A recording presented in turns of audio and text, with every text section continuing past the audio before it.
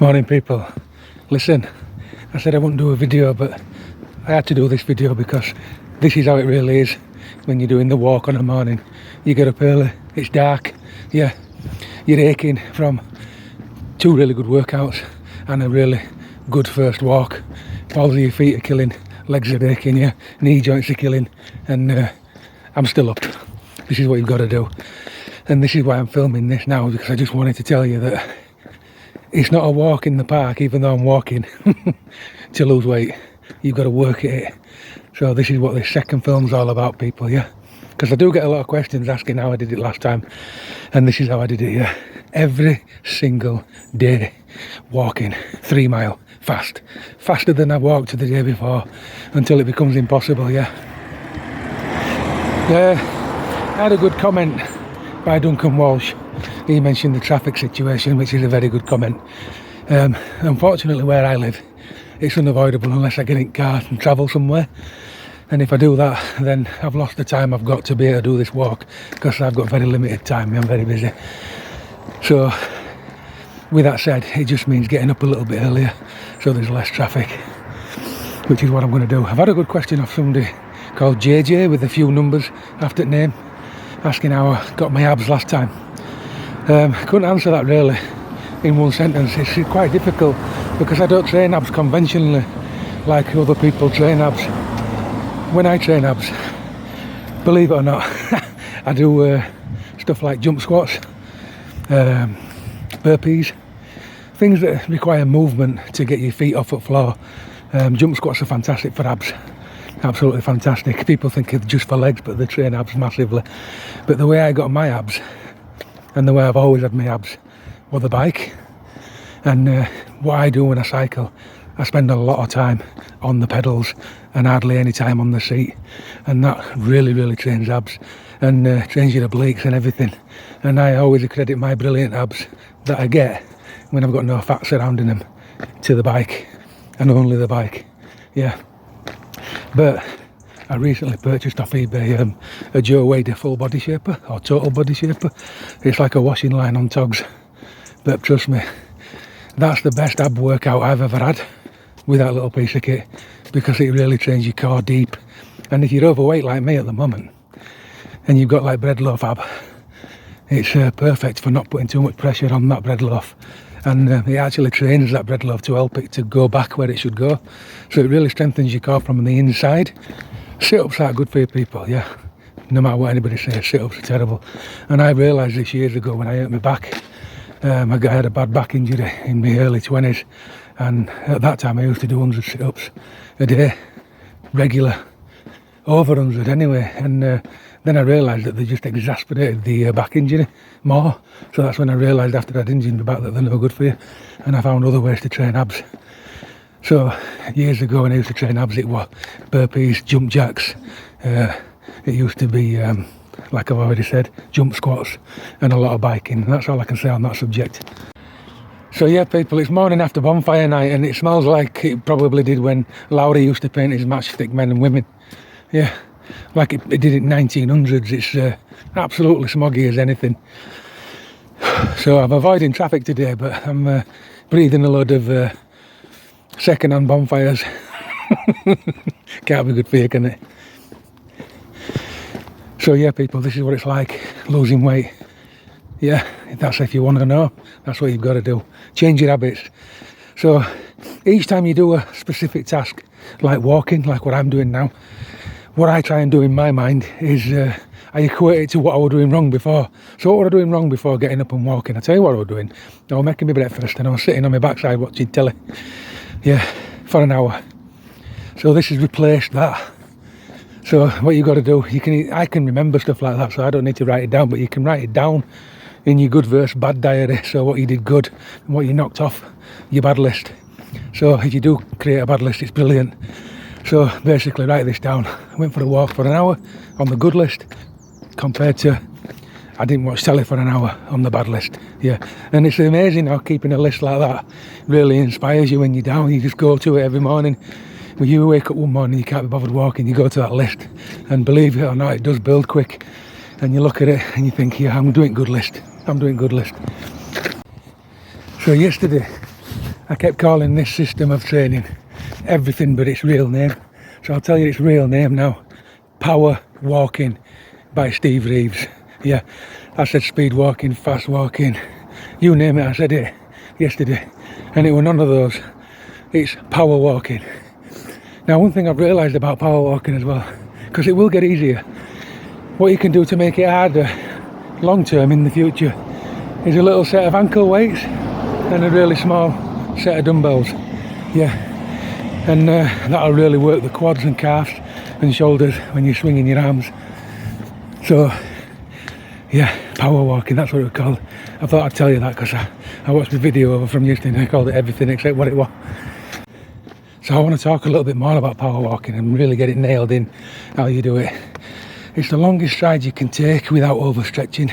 Yeah, you land slightly on your heel, but then you go quickly on flat of your foot, and then you leave the foot via your toes. So that's a big stride.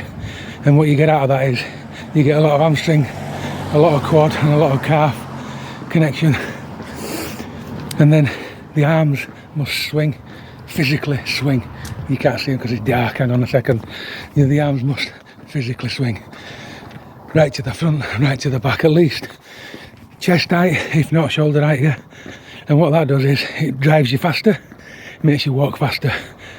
And then your head must be nice and up, your chest must be nice and out.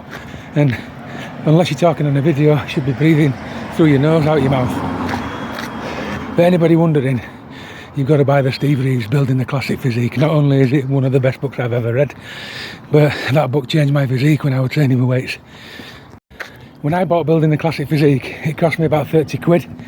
And I know I was over 45, I don't exactly know how old I was. I know I wasn't older than 49, so I was somewhere between 45 and 49 year old. And I was injured as usual, my head had gone down, I didn't want to see weights anymore, didn't want to train anymore, yeah. And I don't know how I got onto this book. I was browsing and it came up and it said the old school way of bodybuilding, and I just thought, you know what, I'm going to give that a try. I'm going to really give it a try.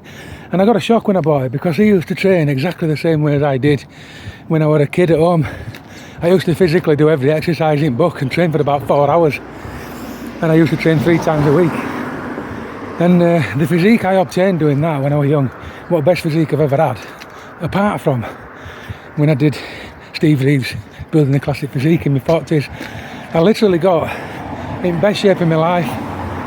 My arms, my calves, my neck, they were all the same size. My chest was massive. And people at gym suddenly thought I'd changed my natural lifestyle and started taking gear, which I thought that was hilarious, and I thought it was a fantastic compliment, to be honest with you.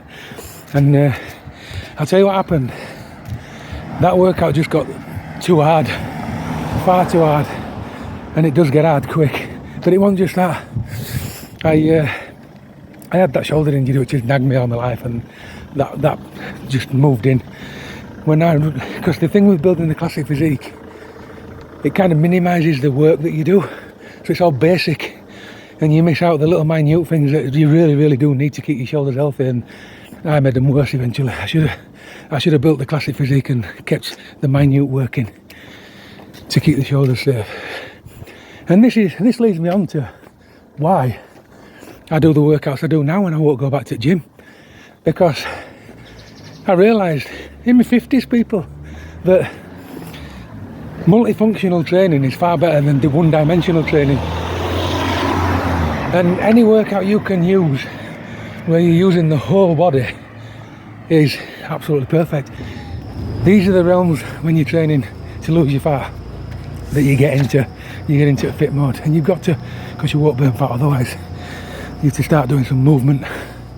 But you have to watch your diet. Yeah, you have to watch your diet badly, because I made a mistake last time and I won't make it this time.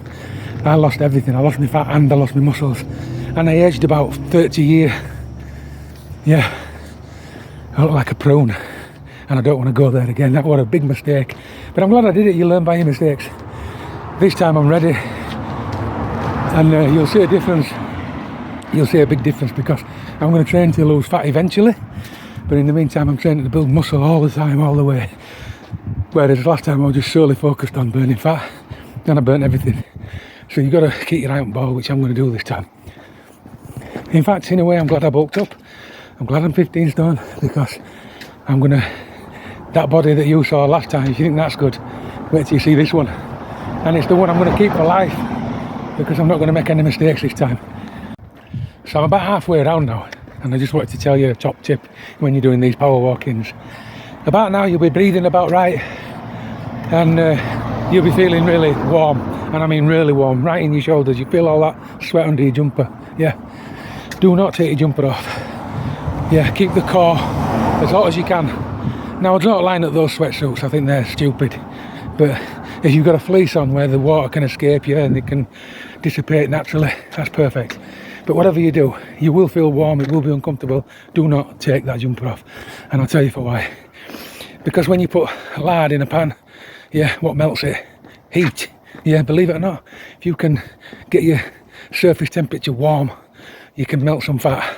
Not loads, but you can, and it does work, and that's why it's important to keep that jumper on.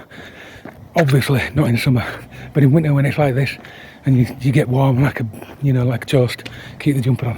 Right, I'm approaching the last stretch now, big hill before I get home. Yeah, blisters are coming already, which I'm annoyed about. That's because I put wrong pair of socks on yesterday. That my feet were sliding around in my trainers, and I'm paying for it today.